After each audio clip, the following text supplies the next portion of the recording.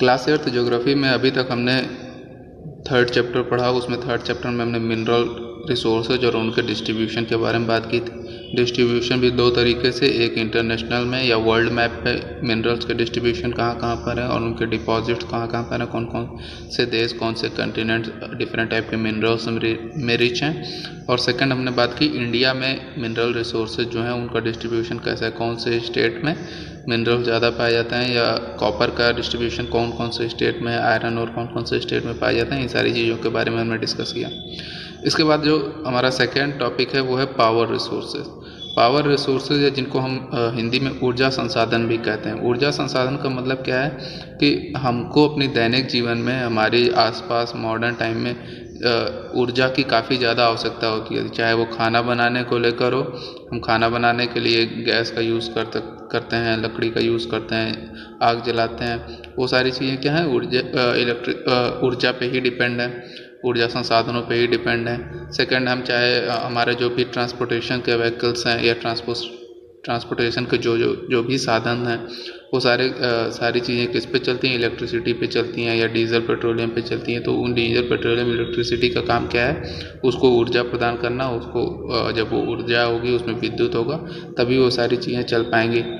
Communication में हम बात कर सकते हैं, अपना मोबाइल फ़ोन है, सारी चीज़ें जो भी चीज़ें हैं हमारे आसपास, इलेक्ट्रिक अप्लायंसेस हैं जो भी घर में हम टीवी, फ्रिज, रेफ्रिजरेटर यूज करते हैं, मोबाइल यूज़ करते हैं, ये सारी चीज़ें किस पे बेस्ड हैं या किन सारी चीज़ों पे प्राइमरली ये सब बेस्ड हैं, इलेक्ट्रिसिटी पे या ऊर्जा पे सारी चीज़ें बेस्ड हैं। जब तक इनको ऊर्जा नहीं मिलेगा, जब तक इनको विद्युत नहीं मिलेगा, ये सारी चीज़ें बेकार हैं, हमारे किसी काम की नहीं है। तो उसी में हमको क्या बात करनी है, ये जो ऊर्जा जो जनरेट होती है, ये जो पावर जनरेट होता है, वो कौन कौन से सोर्सेज से आता है। पावर का मतलब क्या है, पावर को हम अपने बेनिफिट के लिए यूज़ करते हैं। पावर जो है हमारे दैनिक जीवन को आसान बनाता है या हमारे लाइफ में ढेर सारा यूज़ है, इस कारण से हम इसको पावर रिसोर्स कहते हैं। तो ये पावर रिसोर्स जो है वो कौन कौन से तरीके से आते हैं या कहाँ कहाँ से पावर जो है वो जनरेट की जाती है। तो पावर के जो भी सोर्सेज हैं या पावर जो भी जितने भी पावर रिसोर्सेज हैं उनको मेनली दो कैटेगरीज में बांटा जाता है, दो तरीकों में डिवाइड किया जाता है, जिससे कि उनको पढ़ने में आसानी हो सके। कुछ कैरेक्टरिस्टिक्स हैं जिसके आधार पर उनको दो पार्ट में डिवाइड किया जाता है। तो दो पार्ट कौन कौन से हैं, वो पहला है कन्वेंशनल सोर्स और सेकंड है non conventional source. Conventional source का मतलब हिंदी में इसको कहते हैं परंपरागत तरीके। परंपरागत का मतलब जो ऐसे तरीके या ऊर्जा के ऐसे तरीके, विद्युत के ऊर्जा के ऐसे तरीके जो हमारे साथ या हमारे दैनिक जीवन में काफ़ी सालों से प्रयोग में है, जिसका हम प्रयोग करना जानते हैं, जिनकी हमको तरीके पता है कि उनको जनरेट कैसे करना है, उनको स्टोर कैसे करना है और कैसे कैसे उनको यूज़ करने में कौन कौन सी सावधानियां बरतनी चाहिए। वो सारी चीज़ें हमको, हमारे पूर्वजों को और उससे पहले के लोगों को भी पता थी। तो ऐसे सोर्सेस को कन्वेंशनल सोर्स कहते हैं या परंपरागत सोर्स कहते हैं। सेकेंड पे है non conventional source. Non conventional source का मतलब है गैर परंपरागत, इसको हिंदी में बोलते हैं। गैर परंपरागत का मतलब क्या है कि ये परंपरागत नहीं है, पहले से नहीं चले आ रहे हैं, ये क्या है, नए संसाधन है, नए एनर्जी के सोर्सेज हैं जिनका डेवलपमेंट अभी हुआ है जल्दी में, या अभी उनका डेवलपमेंट हो रहा है। अभी हम उनके पूरी पोटेंशियल को जब अच्छे तरीके से, जितना हमको उसको यूज़ करना चाहिए उतना यूज़ नहीं कर पा रहे हैं। अभी उसके बारे में हमको काफ़ी सारा डेवलपमेंट करना है। तो दो तरीके के सोर्स हैं जिनका हम लाइफ में, अपने दैनिक जीवन में दो अलग अलग तरीके के सोर्सेज का या पावर रिसोर्सेज का यूज़ करते हैं। उसमें पहला है कन्वेंशनल और सेकंड है नॉन कन्वेंशनल सोर्सेज। तो कन्वेंशनल में जैसे हम बात करें, अगर हम एग्जांपल में बात करें तो कोल आता है या कोयला आता है। कोयले को हम जलाते हैं, उससे हम हीट जनरेट करते हैं। उससे पहले ट्रेन भी चलते थे और उससे थर्मल पावर में इलेक्ट्रिसिटी बनती है। साथ साथ फायरवुड है, यानी कि लकड़ी है, जैसे घर पे हम लोग खाना बनाते थे पहले, अभी भी बहुत सारे घरों में बनता है। ये सारे कैसे हैं, परंपरागत हैं। पेट्रोलियम जो है, पेट्रोलियम, डीजल, इसको करीब आज हम लोग को जानते हुए करीब 200 साल 150 साल के आसपास हो चुके हैं। तो इसमें काफ़ी लंबा टाइम हो गया इसको यूज़ करते हुए। तो इसकी क्वांटिटी से, इनके यूज़ करने के तरीके से हम परिचित हैं। उसमें ये सारी चीज़ें, कोल, पेट्रोलियम, जो भी चारकोल है या फायरवुड है, ये सारे किस में आते हैं, परंपरागत में आते हैं। सेकंड, इसमें एक और आता है हाइडल पावर, जिसको कि हम जल विद्युत कहते हैं, जहाँ पे हम पानी को इकट्ठा करते हैं किसी डैम में या किसी उसको एक जगह पे उसको काफ़ी मात्रा में इकट्ठा करते हैं, फिर उसको काफ़ी ऊंचाई से नीचे छोड़ते हैं, जिससे नीचे लगे पाइप में जो टरबाइंस लगे होते हैं वो घूमते हैं और टरबाइन के घूमने से इलेक्ट्रिसिटी जनरेट होती है। तो हाइडल पावर या जल विद्युत को भी हम किस में लेते हैं, कन्वेंशनल सोर्स में लेते हैं, क्योंकि उसका भी यूज़ करते काफ़ी टाइम हो चुका है, उसका भी उसके बारे में उसका पोटेंशियल उसके सारे तरीके हमको पता है। तो ऐसे सोर्सेज को क्या कहते हैं, कन्वेंशनल सोर्स कहते हैं। अगर दोनों में डिफरेंस की बात करें, जो कि एक इंपॉर्टेंट क्वेश्चन है, बार बार पूछा जाता है कि what is the major differences between conventional source and non conventional source of energy, या परंपरागत और गैर परंपरागत विद्युत के जो भी सोर्स हैं उसमें क्या मुख्य अंतर है। तो उसमें पहला अंतर क्या है, conventional source of energy refers to traditional source. हमने अभी बात की कि ये ट्रेडिशनली परंपरागत रूप से चले आ रहे हैं, लाइक चारकोल, जो भी कोयला है हमारा, फायरवुड यानी कि जो लकड़ी यूज़ करते हैं, कोल है, पेट्रोलियम है, ये सारी चीज़ें कैसी हैं, परंपरागत हैं, ये काफ़ी पहले से ट्रेडिशनली चली आ रही हैं यूज़ होते हुए।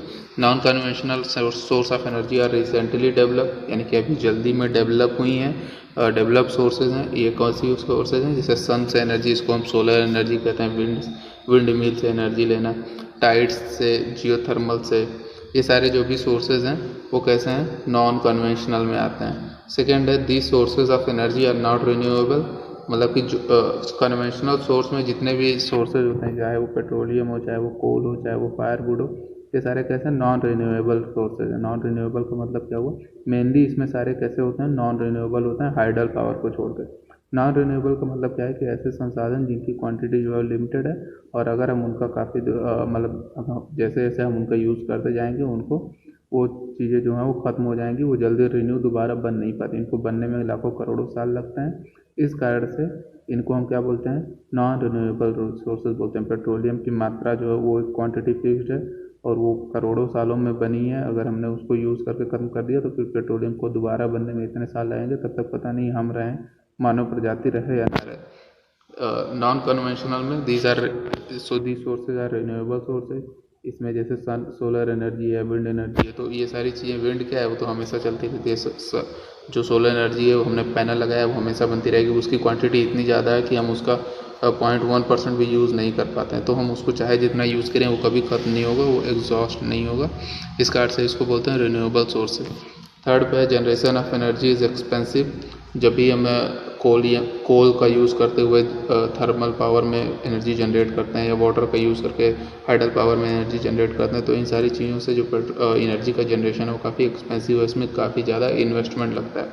लेकिन जो नॉन कन्वेंशनल सोर्सेज हैं, चाहे सोलर पावर हो, चाहे विंड पावर हो, इसमें उतनी ज़्यादा पैसे नहीं लगते हैं compare to conventional source. Conventional source के मुकाबले इसमें भी पैसे लगते हैं, स्टार्टिंग में कुछ पैसे लगते हैं, लेकिन सोलर पैनल हर कोई अपने घर पे लगा लेता है, उसकी कॉस्ट इतनी ज़्यादा नहीं होती है। विंड मिल की कॉस्ट होती है, फिर भी उतनी नहीं होती जितना कि एक डैम बनाने में कॉस्ट लगती है। तो इसमें क्या लिखा गया, initial cost of generation is high. Initially इसका जो कॉस्ट है वो हाई होता है स्टार्टिंग में, क्योंकि इन्वेस्टमेंट लगता है, लेकिन लॉन्ग रन में एक चूँकि काफ़ी दिनों तक चलते हैं, तो लॉन्ग रन में एनर्जी जनरेशन की कॉस्ट जो है बहुत कम हो जाती है, एकदम कहें कि जीरो के बराबर हो जाती है।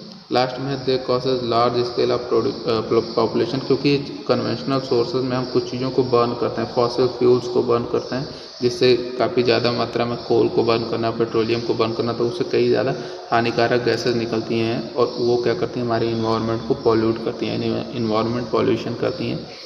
जहाँ वहीं पे जो नॉन कन्वेंशनल सोर्सेज हैं वो कैसे होते हैं, इको फ्रेंडली होते हैं। सोलर एनर्जी हम बना रहे हैं तो उससे कोई एक्स्ट्रा कोई अलग से गैस नहीं इन्वायरमेंट में रिलीज होती है, या विंड मिल से विंड जनरेट कर रहे हैं तो हवा से जनरेट कर रहे हैं, कुछ बर्न नहीं कर रहे हैं, कोई अलग से कोई जो केमिकल है या कुछ भी हानिकारक गैस हैं वो हम जो भी उसको इन्वायरमेंट में नहीं छोड़ते हैं, तो इस कारण से इससे कोई पॉल्यूशन नहीं होता है। इस वजह से इसको क्या बोला जाता है, इको फ्रेंडली बोला जाता है। ये नॉन कन्वेंशनल सोर्सेज कैसे हैं, इको फ्रेंडली हैं। इसके बाद हम डिस्कस करेंगे कि कन्वेंशनल सोर्सेज के जो मेजर जो भी तरीके हैं, या जो भी मेजर उसके एलिमेंट्स हैं उसके बारे में बात करेंगे, कोल के बारे में बात करेंगे, पेट्रोलियम के बारे में, उसका महत्व के बारे में बात करेंगे, उससे एनर्जी कैसे जनरेट होती है, इन सारी चीज़ों को, और उसके बाद नॉन कन्वेंशनल सोर्सेज जो हैं उनके बारे में भी, सबके बारे में थोड़ा थोड़ा डिस्कस करेंगे। तो यहाँ पर हम बात कर देते हैं जिसको जैसे अभी हमने डिस्कस किया कि पावर रिसोर्सेज को दो पार्ट में डिवाइड किया गया है। एक है कन्वेंशनल सोर्स और दूसरा है non conventional source. Conventional source में फायरवुड, कोल, पेट्रोलियम, नेचुरल गैस और हाइडल पावर यानी कि जल विद्युत, ये सारी चीज़ें आती हैं। नेचुरल गैस जिसको प्राकृतिक गैस भी कहते हैं हम। सेकंड है सोलर एनर्जी, विंड एनर्जी। ये सारे नॉन कन्वेंशनल में आते हैं जो कि अभी रिलेटिवली न्यू है और इनका उपयोग हम उतने आसानी से नहीं कर सकते हैं या उतना भी इजीली अवेलेबल नहीं है सबके लिए। तो उसमें पहला है सोलर एनर्जी, सेकंड है विंड एनर्जी, थर्ड है न्यूक्लियर पावर, फोर्थ है जियो थर्मल पावर जिसको हिंदी में भूतापीय ऊर्जा कहते हैं, फिफ्थ है टाइडल पावर और सिक्स है बायोगैस। ये सारी चीज़ें क्या हैं, इनके सारी चीज़ों के बारे में अलग से डिस्कशन स्टार्ट करते हैं। तो सबसे पहला जो बात करते हैं वो है फायरवुड का। फायरवुड यानी कि जहाँ पर लकड़ी का यूज़ करते हैं। तो मेनली आज भी गाँव में लगभग widely use for cooking and heating. आज भी इंडिया के लगभग मोर देन 50% गाँव में, मोर देन 50% घरों में जो भी खाना बनाने के लिए या सारी चीज़ों के लिए किसका यूज़ किया जाता है, लकड़ी का ही यूज़ किया जाता है, फायरवुड का यूज़ किया जाता है और उसी से खाने बनते हैं। इन सारी इससे क्या होता है, चूँकि काफ़ी सारी मात्रा में पॉल्यूशन होता है। सेकंड पे है कोल। हमारा कोल क्या है, मोस्ट अबंडेंट फॉसिल फ्यूल है। फॉसिल फ्यूल का मतलब क्या हुआ कि ऐसे जो भी इसको जीवाश्म ईंधन भी कहते हैं। जीवाश्म ईंधन का मतलब जीवों का अंश थे ये। पहले आज से काफ़ी सालों पहले तक पेड़ पौधे जीव जंतु जो भी थे, जब उनकी डेथ हो गई या कहीं एक ही सारी जगहों पे कोई ऐसा भूस्खलन हो गया, पर्वत बन गया, तो वो सारी चीज़ें वहीं पर दब गई और दबने के कारण से धीरे धीरे सड़ने गलने से लाखों करोड़ों वर्ष में वो फॉसिल जो हैं, जो भी जीवाश्म है वो चेंज हो गए और चेंज होके वो कोल या पेट्रोलियम ऐसे सारे पदार्थ में चेंज हो गए।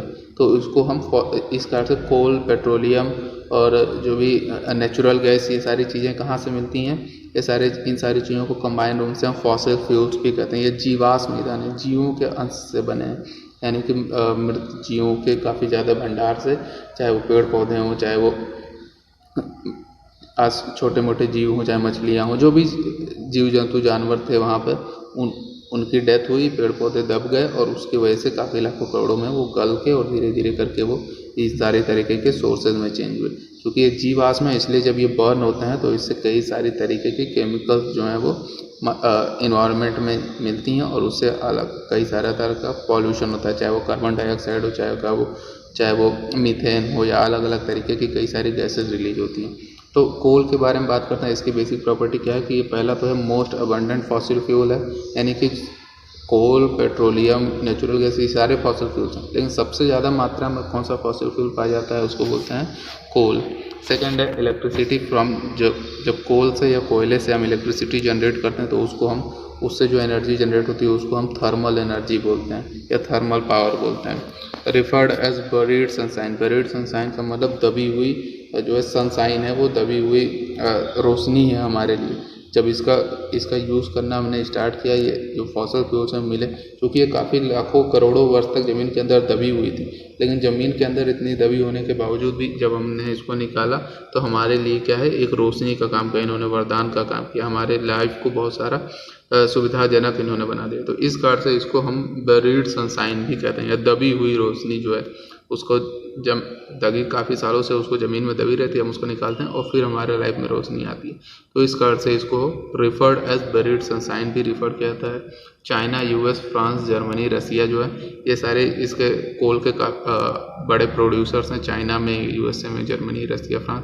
इंडिया भी इसका काफ़ी अधिक मात्रा में प्रोडक्शन करता है। उसमें कई सारे जो मेजर फील्ड्स हैं, जैसे कि पश्चिम बंगाल में या झारखंड में, छत्तीसगढ़ में, उड़ीसा, एमपी, ये सारे जो एरियाज़ हैं वो कोल के उत्पादन के लिए काफ़ी जाने जाते हैं। जैसे रानीगंज, हरिया, धनबाद, ये सारे क्षेत्र ऐसे हैं जो पे कोल का प्रोडक्शन काफ़ी ज़्यादा होता है।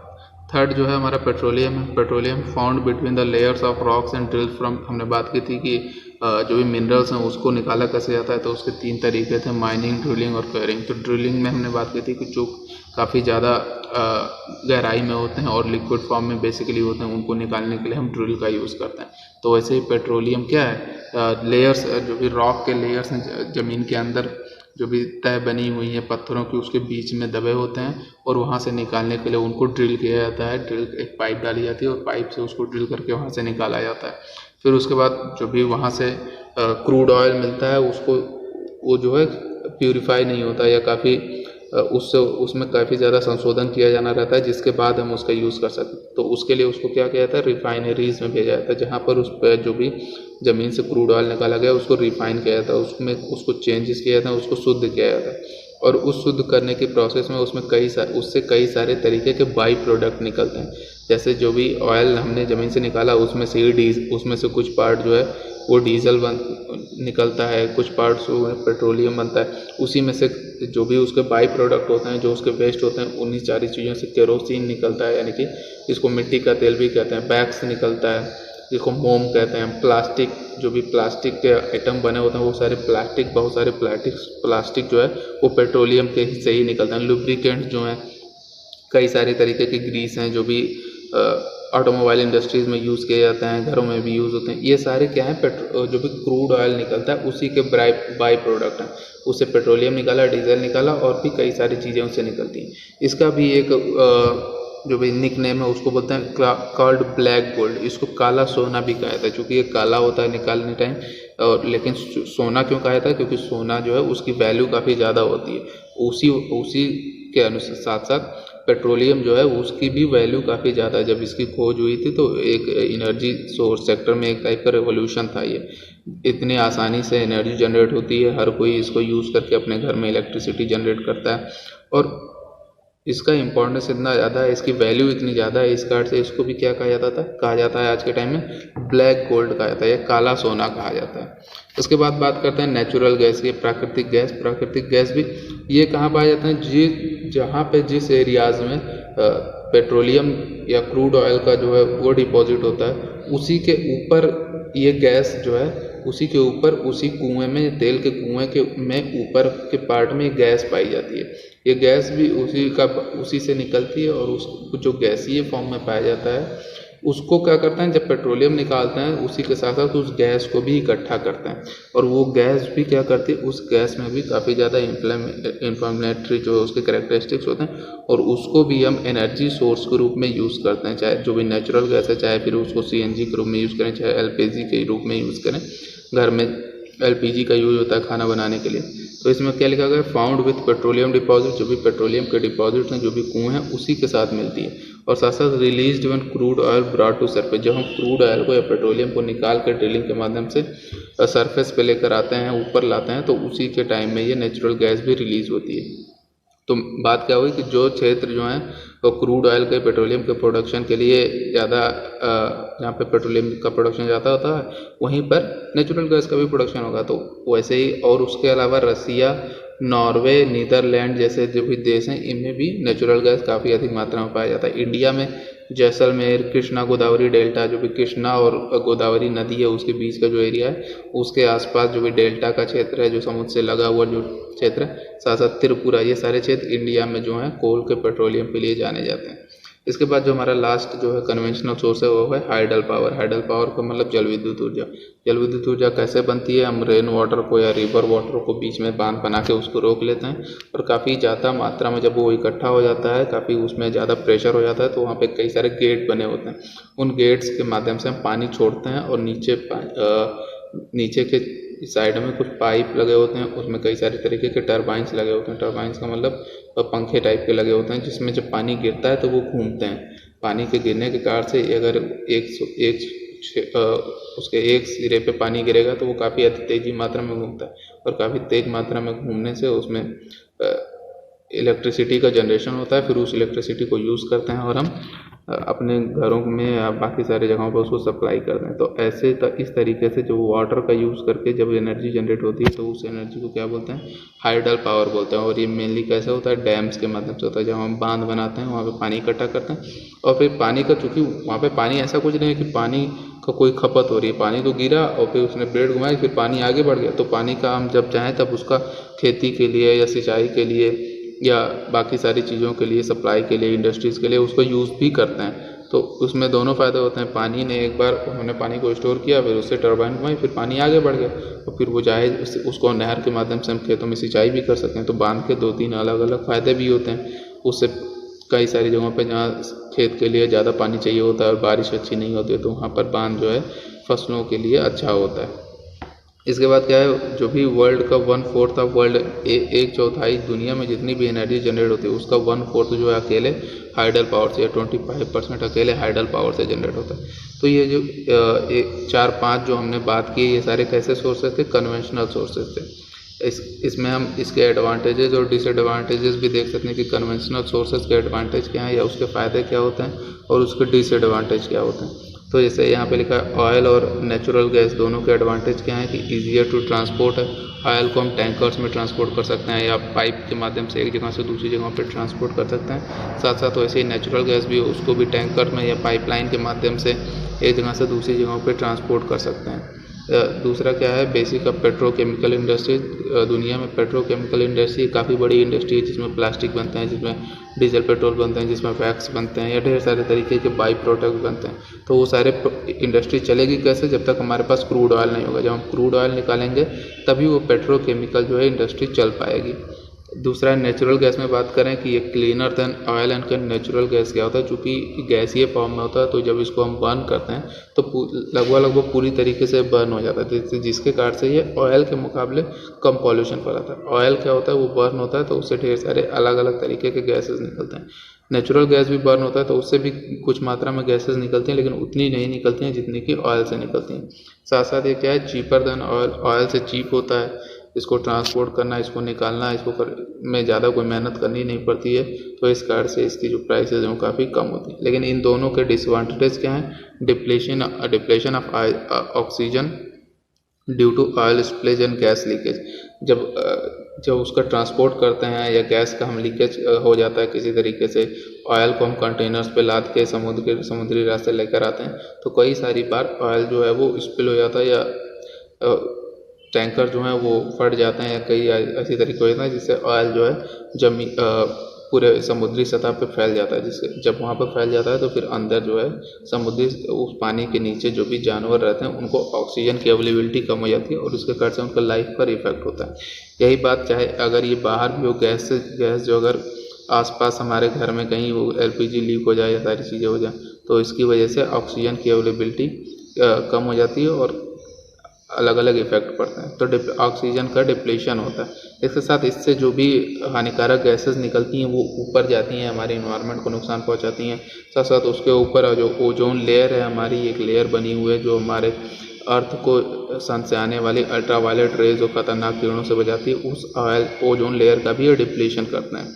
Pollutants release cause acid rain होती है, चूँकि इनको बर्न करने से ढेर सारा पॉल्यूशन ऊपर जाता है और ऊपर वो पॉल्यूटेंट जो हैं अलग अलग तरीके के केमिकल जो हैं वो बरसात जब बारिश होती है तो बारिश के साथ साथ बारिश के पानी के साथ वो फिर से ज़मीन पर आ जाते हैं। तो जिसके ऊपर ये गिरते हैं, जिन एरियाज़ पे गिरते हैं वो एसिड फॉर्म में जो रेन होती है, पानी के साथ साथ ये जो केमिकल्स हैं वो गिरते हैं, तो इसको क्या बोलते हैं, एसिड रेन बोलते हैं। और चूँकि एसिड क्या है, काफ़ी ख़तरनाक होता है, किसी के ऊपर या कहीं पे पड़ेगा तो वो लोगों की स्किन को या खेतों को, फसलों को नुकसान पहुंचाता है। तो इस वजह से इस एसिड रेन जो है हमारे लिए नुकसान होता है। और उसका रीज़न क्या होता है, यही सारे फॉसिल फ्यूल्स को हम बर्न करते हैं तो होता है। Exploration of new fuel is not easy. इसका यूज़ करने का एक और डिसएडवांटेज क्या है कि हमको हमको यही यूज़ करना पड़ेगा, क्योंकि दूसरे नए तरीके के फ्यूल जो है उसको सर्च करना, उसको एक्सप्लोर करना काफ़ी टफ टास्क है, उतना आसान नहीं है। इसके बाद फायरवुड की बात करें, जो भी लकड़ी हम यूज़ करते हैं, इसमें एडवांटेज क्या है कि इजीली एक्सेसिबल है, गांव में सबको इजीली एक्सेसिबल रहता है, कहीं से भी कोई लकड़ी इकट्ठा करके उस पर खाना बना सकता है। Provide energy to a large number of people, चूँकि इंडिया के अभी हमने बात की कि लगभग 50% जनसंख्या जो है वो फायरवुड का यूज़ करती है, तो ये क्या है, ज़्यादातर लोगों को एनर्जी देती है। इसका डिसएडवांटेज क्या है, कलेक्शन टाइम टाइम कंज्यूमिंग। इसको चूँकि हमको लकड़ी चाहिए होती है तो हमको बाहर जाकर उसको कलेक्ट करना पड़ता है, जिसमें काफ़ी ज़्यादा टाइम लगता है। इसको बर्न करना है तो पॉल्यूशन होता है, ग्रीन हाउस गैसेज निकलती हैं इससे, जिससे हमारा इन्वायरमेंट जो है वो गर्म हो जाता है और काफ़ी सारे नुकसान होते हैं। और साथ साथ लकड़ी का एक्सेसिव मात्रा में यूज़ करने से डिफॉरेस्टेशन होता है या पेड़ों की कटाई करनी पड़ती है। यही सारे जो भी हमारे एडवांटेज डिसएडवांटेजेस हैं, कोल के भी ऐसे ही हैं।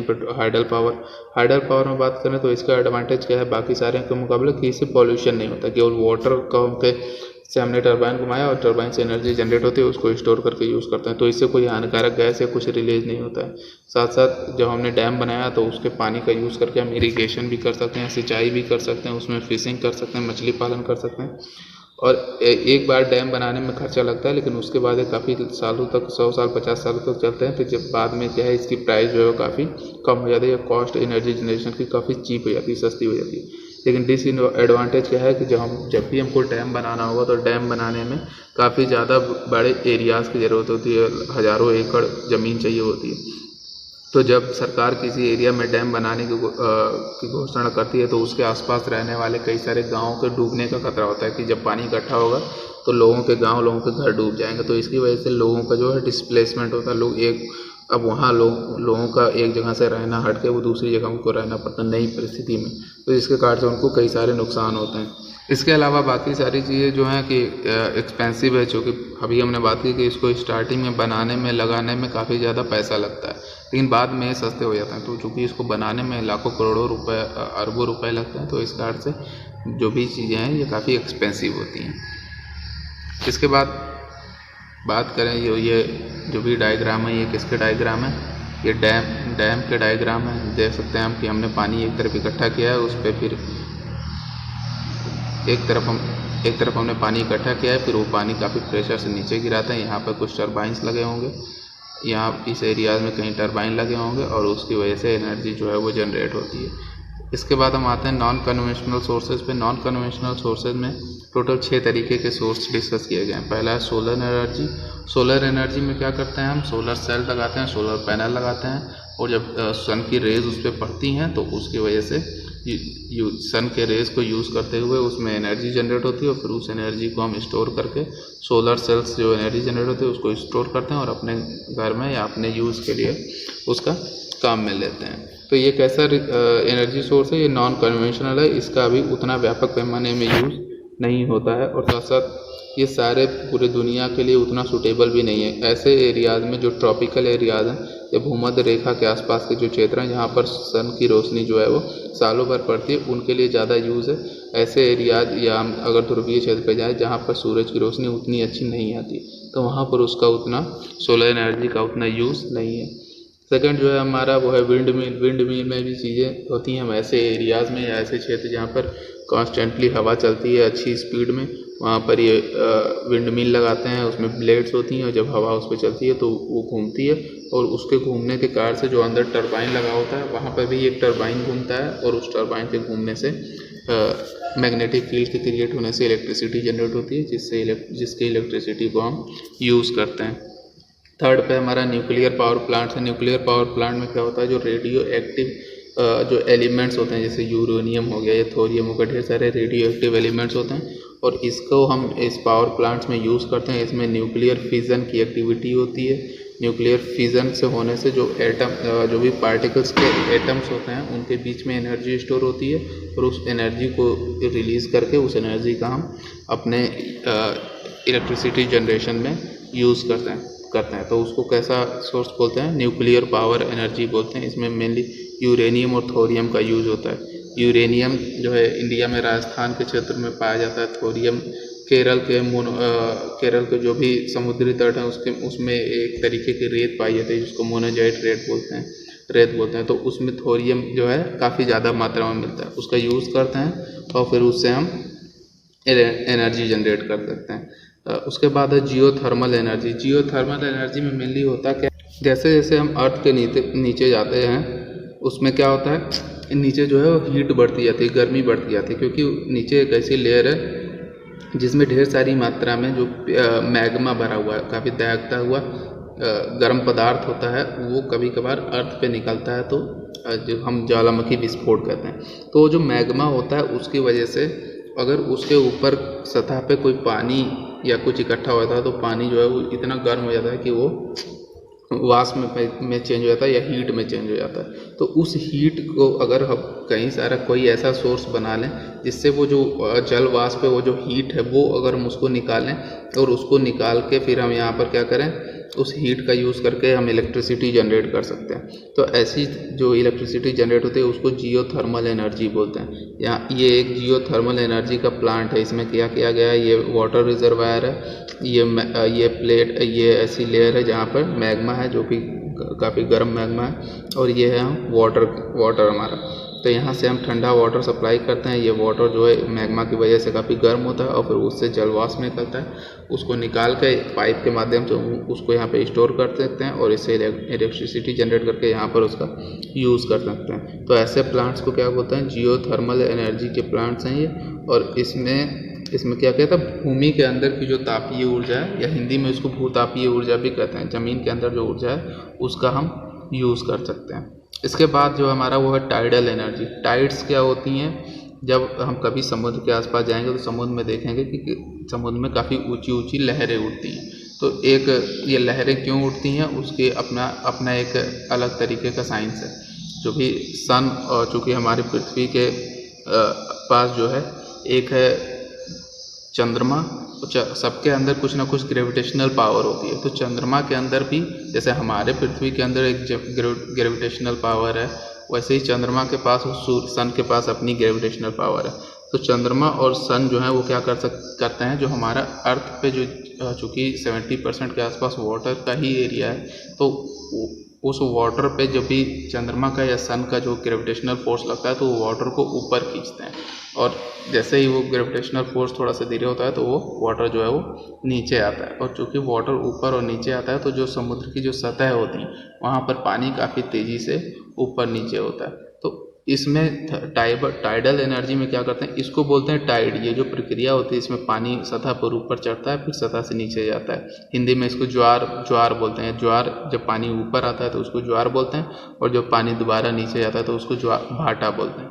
हिंदी में इसको ज्वार भाटा बोलते हैं। तो इसमें होता क्या है कि ऐसे एरियाज़ में जहाँ समुद्री किनारे या वैसे सारे एरियाज़ में आसपास हम एक नैरो गली में जहाँ से पानी अंदर आता है फिर पानी वापस जाता है, वहाँ पर हम एक टरबाइन टाइप का लगा देते हैं, एक पंखा टाइप की चीज़ें लगा देते हैं, और जब वाटर जो है अंदर आता है तो वो उस टरबाइन को घुमाता है, और साथ साथ जब दोबारा फिर वाटर बाहर जाता है तो इतने फोर्स से आता है कि वो तो दोबारा फिर से टरबाइन को घुमाता है, और उस टरबाइन के उस पंखे के घूमने से इलेक्ट्रिसिटी जनरेट होती है जिसका हम यूज़ कर सकते हैं। तो ये सारी कैसी इनोवेटिव टेक्नोलॉजीज़ हैं और ये नॉन कन्वेंशनल हैं क्योंकि इनका अभी भी इनोवेशन हुआ है।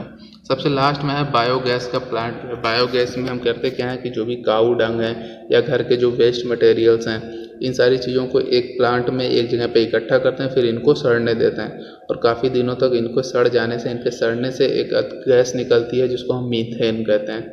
मीथेन और साथ साथ कार्बन डाइऑक्साइड नामक 2 गैसें निकलती हैं। फिर इनसे जो निकलने वाली गैस है उसको हम क्या करते हैं, उसका यूज़ करके हम इलेक्ट्रिसिटी जनरेट करते हैं। तो इस तरीके का जो एनर्जी सोर्स है उसको क्या बोलते हैं, बायोगैस बोलते हैं या बायोफ्यूल बोलते हैं। तो इसमें क्या किया हमने, जो भी हमारे जैविक पदार्थ हैं, जो भी खाने की वस्तुएं हैं, चाहे वो आलू के छिलके हों या ढेर सारी तरीके की खाने की चीज़ों को हम यूज़ करते हैं, कुछ उनमें वेस्ट मटेरियल निकलता है, उन सारी चीज़ों को एक जगह पे इकट्ठा करते हैं और उसको सड़ने देते हैं। सड़ने से मीथेन और कार्बन डाइऑक्साइड नामक गैसेज निकलती हैं, उसका हम यूज़ करते हैं और इलेक्ट्रिसिटी जनरेट करते हैं। तो ये सारे तरीके के सोर्स कैसे हो गए, नॉन कन्वेंशनल एनर्जी के सोर्सेज हो गए। नॉन कन्वेंशनल का मतलब यही है कि इनका जो यूज़ है या इनका जो उपयोग है अभी काफ़ी जल्दी स्टार्ट हुआ है। इसके भी अपने जो भी एडवांटेजेस और डिसएडवांटेजेस हैं। एडवांटेजेस क्या हैं, अगर हम सबकी बात करें तो पहला तो एडवांटेज ये है कि पॉल्यूशन नहीं करते हैं, साथ साथ लो कॉस्ट होते हैं।